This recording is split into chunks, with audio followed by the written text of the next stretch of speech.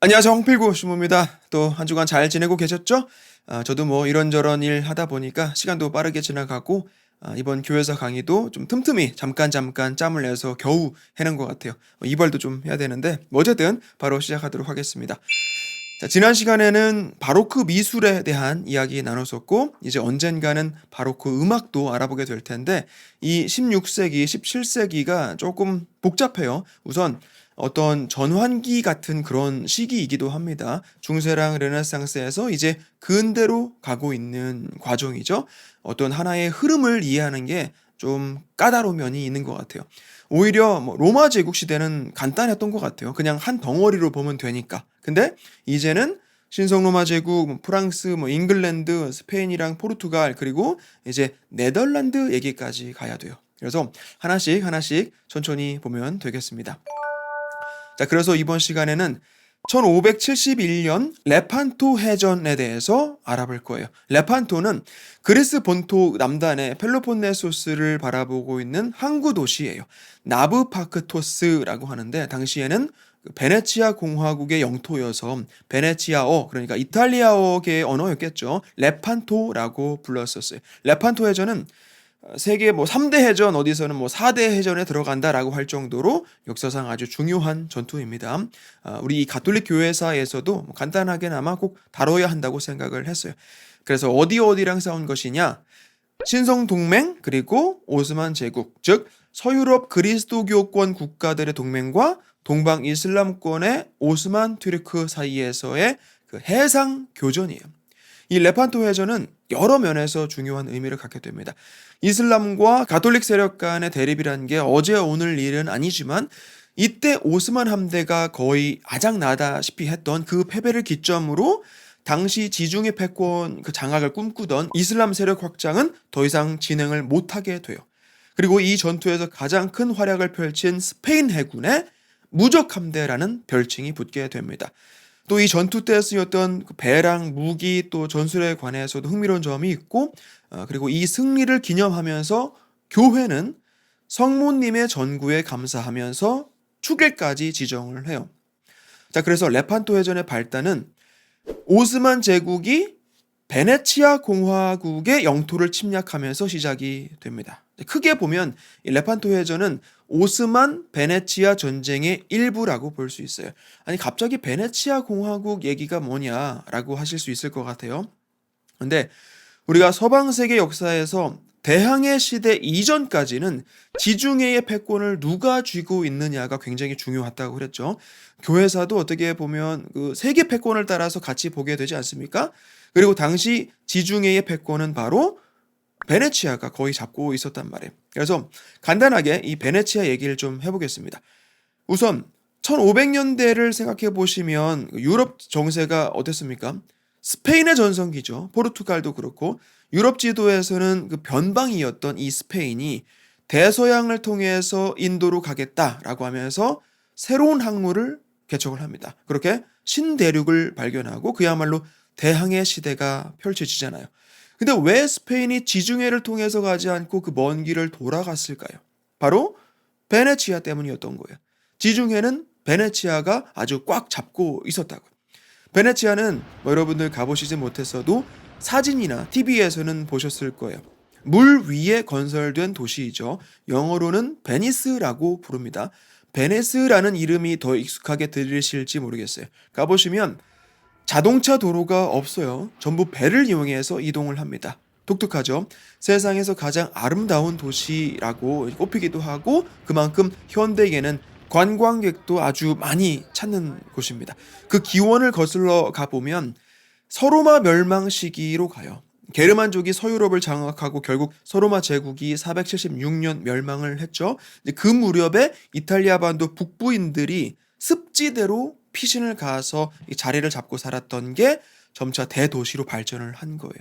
그냥 이렇게 보면 어떻게 이 물 위에 이런 도시가 있나 싶은데 알고 보면 더 신기한 곳이 베네치아예요. 그래서 어떻게 이렇게 물 위에 대리석 집을 짓고 또 거대한 성당도 짓고 그럴 수 있었느냐? 자, 땅 속에다가 말뚝을 박습니다. 수없이 많은 말뚝을 이렇게 깊게 박고 그 위에 돌을 쌓아서 건물을 짓는 거예요. 직접 가서 보면 이 도시 자체가 너무 이제 아름다우면서 그게 다 이 말뚝들 위에 건설된 거다라고 생각을 해 보면 참 너무 신기해요. 아무튼 그렇게 이 도시 공국으로 발달이 됐고 공식적으로 베네치아 공국의 첫 지도자는 697년에 선출이 됩니다. 공국의 지도자는 공작이라고 부르죠. 듀크라고 하는데 여기식으로 하면 두체 혹은 도제가 되는 거예요. 법적으로는 동로마 제국, 그러니까 비잔티움의 관할 하에 들어가게 되는데 베네치아는 말하자면 거의 섬 같은 곳이잖아요. 제국의 간섭을 그렇게 많이는 안 받게 됩니다. 그래서 비교적 독자적인 노선을 취할 수가 있었어요. 그런데 그렇게 물 위에 도시를 세워서 살자라는 것까지는 좋지만 뭘 먹고 살 거냐라는 문제가 있었겠죠. 자연스럽게 무역이 발달하게 됩니다. 당연히 상법을 포함한 그 법 체계도 확실하게 정립이 됐겠죠. 베니스 하면 베니스의 상인이 떠오르잖아요. 베네치아의 상법이 소재가 된 셰익스피어 희곡이에요. 이 산마르코 광장, 이 산마르코 주교좌에 가보면 마르코 복음사가의 유해가 모셔져 있습니다. 좀 이상하죠? 마르코 성인은 이집트 알렉산드리아에서 순교하고 거기에 묻혔는데 어쩌다가 이 멀리 베네치아에까지 가서 있는 걸까요? 언젠가부터 이슬람 세력이 커지면서 이집트의 알렉산드리아를 점령한단 말이에요. 그래서 지중해 이곳저곳에서 장사를 하던 베네치아의 상인들이 거기에 있던 마르코 성인의 유해를 훔쳐옵니다. 그 뒤로 마르코를 베네치아의 주보 성인으로 삼아요. 이후에 베네치아는 이렇게 계속 성장을 하고 지중해 해상 무역의 중심지로 자리를 굳히게 됩니다. 그러면서 또 보다 안전한 무역로를 확보하기 위해서 해군력도 키웁니다. 12세기 초에 거대한 조선소가 있었어요. 아르세날디 디 베네치아라고 하는데 갤리선 같은 배를 만들고도 뿐만 아니라 병기창으로서, 그러니까 무기 관련 종합시설을 가지고 있었는데 이게 18세기 산업혁명 이전까지 유럽에서 최대의 단일 생산 시설이었다고 해요. 그렇게 지중해 동쪽은 거의 베네치아가 꽉 잡게 됩니다. 스타토 다 마르라고 하는데 베네치아 공화국 소유의 그 지중해 해양 또 영토를 말하는 거예요. 이 지도 보시면 여기가 이제 베네치아잖아요. 크레타 또 키프루스 이런 섬들까지 이제 베네치아가 차지를 해요. 또 베네치아가 위치적으로도 굉장히 좋은 게 지중해 중앙에 있기 때문에 어느 방향이든 나가기가 꽤 쉬워요. 아프리카 또 특히 중동을 통해서 들어오는 희귀한 물품들 또 식자재 향신료를 서유럽까지 또 이탈리아 반도 북부에 있다 보니까 북유럽까지도 가져다가 팔 수가 있는 거예요. 그러다가 아주 큰 사건에 껴들어가게 되죠. 바로 십자군 전쟁이에요. 원래 베네치아는 그런 명분 싸움에 큰 관심이 없었을 거예요. 이 사람들 다 장사하는 사람들이잖아요. 전쟁도 사업상 필요할 때만 하는 겁니다. 근데 그러는 와중에 4차 십자군이 결성이 된 거예요. 이집트에 주둔해 있는 당시에 그 무슬림을 가서 공격하자는 전략이 나옵니다. 근데 문제는 배가 없다는 거예요. 그럼 어떡하냐? 배를 주문을 해야죠. 바로 베네치아에 오다를 넣습니다. 최대 규모의 그 조선소가 있었잖아요. 하지만 그렇다고 베네치아가 그걸 덥석 물어서 주문을 받을 건 또 아닌데 마침 베네치아 주변의 다른 무역 강국들 제노바, 피사, 또 아말피 이런 데랑 경쟁을 하면서 지중해 패권국으로서의 그 입지가 살짝 아슬아슬하기도 한 상태였단 말이에요. 그래서 이번 건으로 한번 큰 도약을 해보자라고 생각을 하는 것이죠. 그렇게 베네치아는 거의 모든 상업 활동을 중단하고 그 배 500척을 만들어내는데 아주 올인을 합니다. 근데 문제는 십자군 4차 원정에 생각보다 참여율이 너무 저조한 거예요. 배값이랑 운송비랑 베네치아에 결제를 해줘야 하는데 그 돈이 안 모이는 것이죠. 그래서 베네치아가 국가적으로 부도가 나게 생긴 거예요. 그렇다고 십자군에서 그냥 배째라고 할 수도 없는 게 유럽 저기 멀리서 그 전 재산을 팔아가지고 온 병력들이 있잖아요. 근데 돌아가라고 할 수가 없는 거예요. 그래서 이제 아주 나쁜 생각을 하게 됩니다. 일단 어느 정도 군대랑 무기가 있으니 어디 좀 가서 털어오자라는 거예요. 그래서 자다르라는 지금의 크로아티아인데 당시 헝가리 왕국 관할 구역을 약탈을 합니다. 이게 이제 큰 문제가 되는 것이 같은 그리스도인 도시를 털어버린 거예요. 아니 이교도 무찌르러 모인 군대가 왜 형제들을 가서 죽이고 약탈을 하냐. 결국 십자군 전체가 교황청으로부터 파문이 됩니다. 아무리 그 돈이 급해서 그랬다고 해도 그걸 그냥 묵인할 수는 없는 것이죠. 여기서 또 일이 더 커지는데 동로마 콘스탄티노폴리스를 와서 쳐달라는 제안이 들어와요. 뭐 긴 이야기인데 넘어가고 결과적으로 1204년 난공불락이라는 콘스탄티노폴리스가 함락이 됩니다. 그리고는 3일간의 대학살이 벌어져요. 입에 담기도 창피한 끔찍한 일들이 벌어지고 어마어마한 전리품을 십자군에서 털어갑니다. 너무나 안타까운 게 같은 그리스도인들끼리 그 전쟁을 벌이고 약탈을 했다라는 것이죠. 얘네들은 사실 이미 십자군이 아닌 거예요. 그냥 날강도들인 것이죠.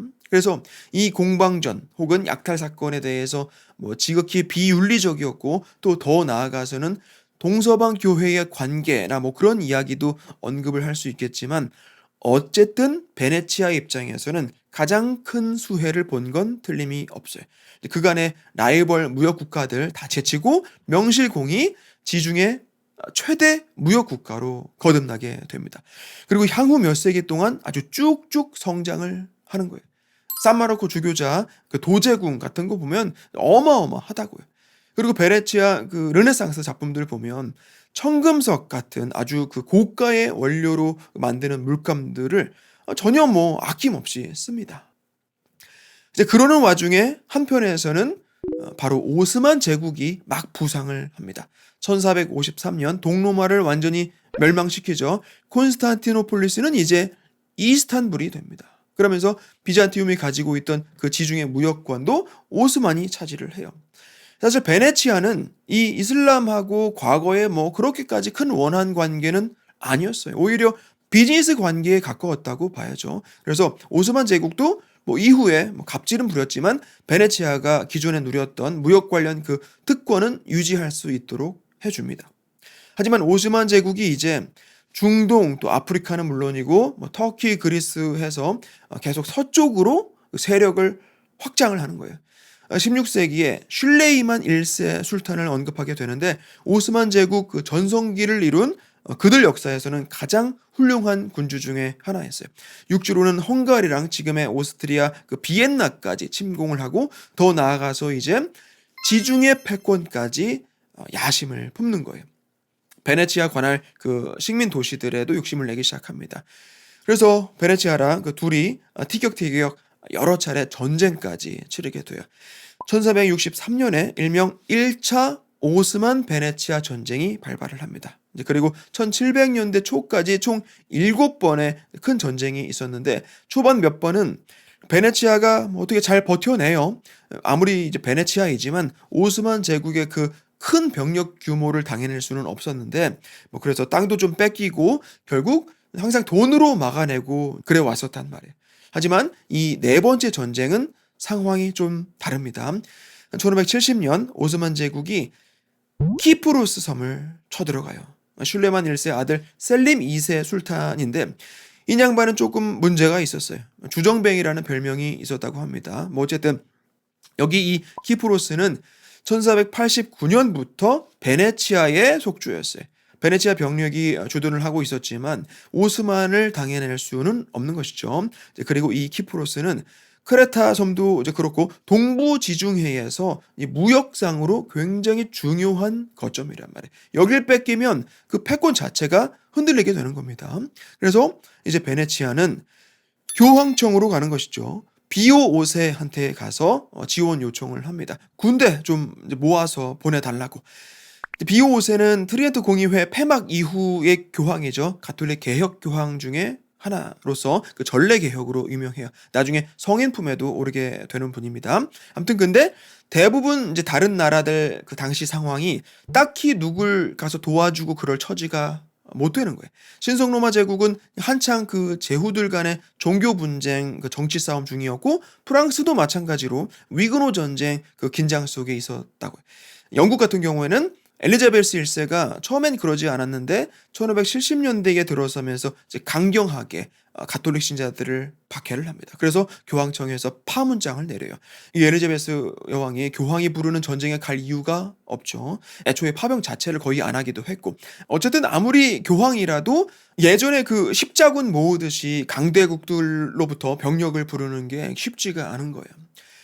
근데 스페인에서 군대가 갑니다. 스페인만큼은 종교 분쟁이 없었죠. 이사벨라 여왕이랑 시스네로스 주기경에 그 마틴 루터 이전에 이미 그 자체 개혁을 시작을 했고, 아빌라의 성녀 데레사의 개혁, 또 가톨릭 개혁의 1등 공신 예수회를 설립한 이냐시오도 다 스페인 출신이에요. 그리고 1500년대면 스페인의 전성기 아닙니까? 1570년대 그 당시 군주가 펠리페 2세예요. 아버지 카를 5세 뒤를 이어서 스페인 왕위에 오르고 그야말로 스페인이 가장 잘 나갈 때 당시의 군주라고요. 그리고 게다가 스페인은 기본적으로 무슬림에 대한 감정이 안 좋아요. 거의 800년 가까이를 그 이슬람 지배하에 있으면서 레콩키스타 운동 벌이다가 1492년에 겨우 독립을 하잖아요. 그러니까 펠리페 2세는 베네치아를 위한 마음이 딱히 막 있고 그런 건 아니에요. 오히려 베네치아를 경계하죠. 변방의 스페인이 쉽게 동방으로 갈 수 있는 그 지중해를 이 베네치아가 잡고 있어서 못 갔던 거니까. 아무튼 키프로스로 스페인 군대가 가긴 가는데 다 갈만하니까 간 겁니다. 어쨌든 그렇게 급하게 스페인 병력이 출정을 하는데 가는 길에 이 키프로스가 이미 점령을 당했다는 소식을 듣게 돼요. 어쩔 수 없이 그냥 돌아와야죠. 근데 베네치아에서는 또 제발 좀 다시 와달라고 사정을 합니다. 이 투르크인들이 계속 진군을 해올 거 아니까. 그래서 비오 5세가 각지에서 이제 가능한 모든 병력을 동원해가지고 동맹을 결성을 선포하는데 이걸 홀리 리그, 즉 신성동맹이라고 불러요. 신성동맹이라는 그 이름에 붙인 그 연합이 역사상 여러 번 맺어지는데 그 중에 하나라고 보면 됩니다. 뭐 신성한 어떤 거랑은 뭐 거리가 멀지만 뭐 그냥 그렇다는 거예요. 예전에 그 십자군 주요 참전국이었던 영국, 프랑스 또 신성로마 제국은 안 와요. 다들 자기네 그 발등에 불이 떨어져 있는 상태였기 때문에 뭐 못 오죠. 교황청의 뭐 감정도 별로 좋지가 않은 상태였고, 오히려 신성로마 제국하고 프랑스는 때때로 그 오스만 투르크랑 동맹을 맺기도 합니다. 아무튼 그래서 이 1571년 그 신성동맹은 교황령, 스페인 그리고 베네치아, 그 중에서도 스페인이 주축으로 돼서 구성이 돼요. 그리고 당시 스페인은 나폴리랑 시칠리아도 관할을 하고 있었는데 여기 군대도 또 합류를 합니다. 그러니까 스페인은 이탈리아 반도 그 남부를 소유하고 있는 입장에서 오스만 세력이 그 지중해를 노리고 계속 서진을 하는 게 불안했을 거예요. 더 들어오기 전에 얘네들을 막아야겠다라는 것이죠. 절대 베네치아를 위해서 참전한 건 아니었어요. 어쨌든 이제 그렇게 모인 각 나라들의 사령관들이 어떻게 뭐 이 전쟁을 진행할 것인가 뭐 그런 것에 대해서 토론도 하고 그럽니다. 누가 총사령관이고 어떻게 병력 배치를 하고 그런 게 또 얘기가 길어질 수도 있는데 그냥 넘어갑니다. 어쨌든 그렇게 1571년 9월 신성동맹은 스페인의 돈 후안이라는 인물을 총사령관으로 레판토로 향해서 진군을 합니다. 뭐 그래도 간단하게 전력을 좀 비교해 보면 스페인 동맹연합군은 212척의 배가 왔고 오스만 제국은 278척. 오스만이 조금 많죠. 근데 배에 실려있던 대포 숫자는 신성동맹이 1815문, 오스만이 750문 밖에 안 됐다고 해요. 이게 이제 해전이라고는 하는데 사실 이 전투에 투입됐던 병력은 전부 육군이었다는 게 지금 우리가 생각했을 때는 조금 특이점이에요. 뭐냐면 아무리 바다 한가운데에서 싸우더라도 배랑 배가 부딪혀서 만나면 그때부터는 서로 치고받고 싸우는 겁니다. 결국 해전도 백병전으로 가는 거예요. 근데 이때 스페인이 화승총을 가지고 있었어요. 화승은 도화선을 말하는 겁니다. 점화구에 그 불을 대서 총알을 발사시키는 총인 거예요. 근데 오스만 제국은 아직 활밖에 없었어요. 아무래도 뭐 스페인 쪽의 무기가 훨씬 유리했다고 봐야 하는 것이죠. 그리고 이제 배도 당시까지는 전부 갤리선이었단 말이에요. 갤리선은 고대 이집트나 그리스 시대 때부터 해전에 쓰이던 그 배예요. 이 레판토 해전의 의의를 얘기할 때 전통적인 갤리선이 주가 돼서 이루어진 거의 마지막 전투라는 것도 언급을 합니다. 아무튼 그런데 신성동맹에서는 6대의 갤리어스 선을 보유하고 있었어요. 갤리어스는 갈레아차라고 하는데 말하자면 갤리선에서 업그레이드가 된 것이죠. 투르크인들은 이 항해를 업으로 했던 역사가 없었기 때문에 선박 기술 역시 막 앞서고 그러지를 못했는데, 그러는 사이에 베네치아에서는 더 진보된 배를 만들어낸 거예요. 뭐 자세하게 보기는 뭐하고 간단히 얘기해서 갑판에 대포를 더 많이 탑재하기가 유리하다. 그래서 신성동맹이 배 숫자는 적었지만 갤리어스 몇 척만으로도 훨씬 유리한 전투력을 냈다. 뭐 그런 겁니다. 그래서 그렇게 오래 걸리지 않아서 전투 결말이 나요. 오전에 시작을 해서 초저녁에 종결이 됩니다. 스페인의 그 돈 후안이 총사령관으로서 역할을 아주 잘 해내요. 가장 큰 활약을 보인 그 스페인 해군이 이제 이 레판토 전투를 계기로 해서 무적 함대라고 불리게 됩니다. 아르마다 인벤시블레, 정복할 수 없는 함대라는 뜻이 돼요. 그리고 전리품은 이제 각국에서 그 참여도에 따라 분배가 됩니다. 계산을 해보면 스페인이 가장 큰 수혜자가 돼요. 자, 여기서 베네치아 스페인 연합군이 승리를 한 건 맞는데 정작 베네치아한테는 돌아간 게 딱히 있느냐라고 했을 때 뭐 이렇게 뭐라 말할 게 크게 없어요. 레판토 해전 후에 이 신성 동맹은 해체가 됩니다. 스페인 입장에서는 뭐 이 정도 방어했으면 됐고 챙길 거 두둑하게 챙겼으면 그만인 거예요. 굳이 더 지중해 깊숙이 안 들어갑니다. 베네치아를 위해서 온 게 아니란 말이에요. 게다가 이 시점에서 스페인이 지중해 무역에 크게 관심을 둘 이유가 있을까요? 없죠. 왜냐? 대서양 또 태평양으로도 갈 곳이 무궁무진한데 굳이 좁은 바다에 머무를 필요가 없는 거예요. 근데 베네치아 입장에서는 애초에 키프로스 그 섬을 뺏긴 것 때문에 여기까지 온 것인데 스페인은 가버리고 키프로스는 여전히 오스만이 가지고 있단 말이에요. 베네치아 자체적인 힘으로 그 키프로스를 되찾아올 수가 없는 겁니다. 근데 또 계속해서 지중해 무역은 해야죠. 그리고 오스만 제국이라는 존재도 사실은 교역 대상국이란 말이에요. 계속 으르렁댈 게 아니라 어떻게든 그들과 비즈니스를 이어가야 한단 말이에요. 그래서 어쩔 수 없이 오스만 제국하고 다시 강화 조약을 맺습니다. 오히려 돈을 더 내게 돼요. 그래서 말뿐인 승리였지 실상은 베네치아는 이미 쇠락기에 들어서고 있었다라는 겁니다. 더 이상 세상의 중심지는 지중해가 아닌 것이죠. 그래서 이 레판토 해전이 무슨 의미를 갖느냐. 서방 세계 역사에서 본다면 그 승승장구하던 오스만 제국의 그 세력 확장을 저지시켰다라는 점이에요. 오스만이 이 전투를 계기로 약해진 건 아니고 다만 그 세력을 팽창시키던 걸 막을 수는 있었다라는 겁니다. 그 지난 몇 세기 동안 이슬람 세력하고 뭐 수도 없이 크고 작은 전쟁을 벌였는데 이렇게까지 그리스도교권에서 크게 승리를 거둔 적은 없었던 거예요. 사실 유럽 입장에서 이슬람을 부정적인 시각으로 봐서 그렇지 오스만 제국 역사 자체도 로마 제국하고 비교해서 볼 수 있을 정도로 여러 가지 면에서 위대한 제국사예요. 유럽에서는 뭐 때때로 신성동맹이라는 이름으로 뭉치기도 하지만 어쨌든 여러 나라로 나뉘어 있는데 오스만 제국은 그에 비하면 훨씬 거대한 위협으로 이들에게 다가오게 됩니다. 근데 그런 대상을 상대로 이겼다는 게 유럽 입장에서는 굉장히 자신감 넘치는 일이 되는 것이죠. 한편 이 트루크인들도 전성기는 이미 지나갔다는 게 드러나게 됩니다. 셀림 2세라는 그 군주의 무능함을 지적하기도 하지만 향후로 그 유럽의 그 무기 제작 기술 발달 속도를 오스만이 따라가지를 못해요. 해군도 그렇고 육군도 그렇고 1683년 또다시 그 빈 공방전이 펼쳐지는데 이것도 결국 실패로 돌아갑니다. 여기서부터 이제 오스만 투르크 하향 길로 가는 거예요. 그래서 공식적으로 이 오스만 제국은 20세기 1차 세계대전 직후에 멸망을 하지만 슐레이만 1세 이후에 셸림 2세 때부터 쇠퇴를 해가지고 이후에는 유럽 세계에서 엄청 큰 위협적인 존재가 되지를 못해요.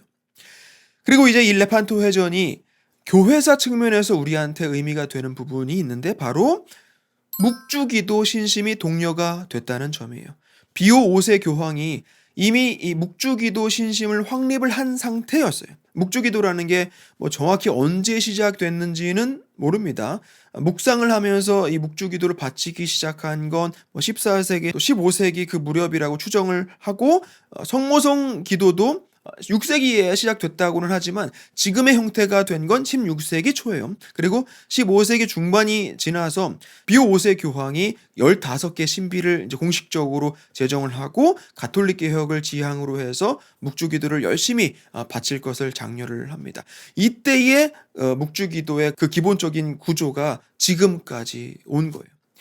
그리고 신성동맹이 레판토로 출정을 할 때 교황청에서 전 유럽을 대상으로 성모님께 전구를 청하면서 묵주기도를 열심히 바칩시다라고 한 것이죠. 그리고 이제 그렇게 승전보를 울리게 된 것에 대해서 레판토 해전일 바로 10월 7일을 묵주기도의 복되신 동정 마리아 기념일로 지정을 해요.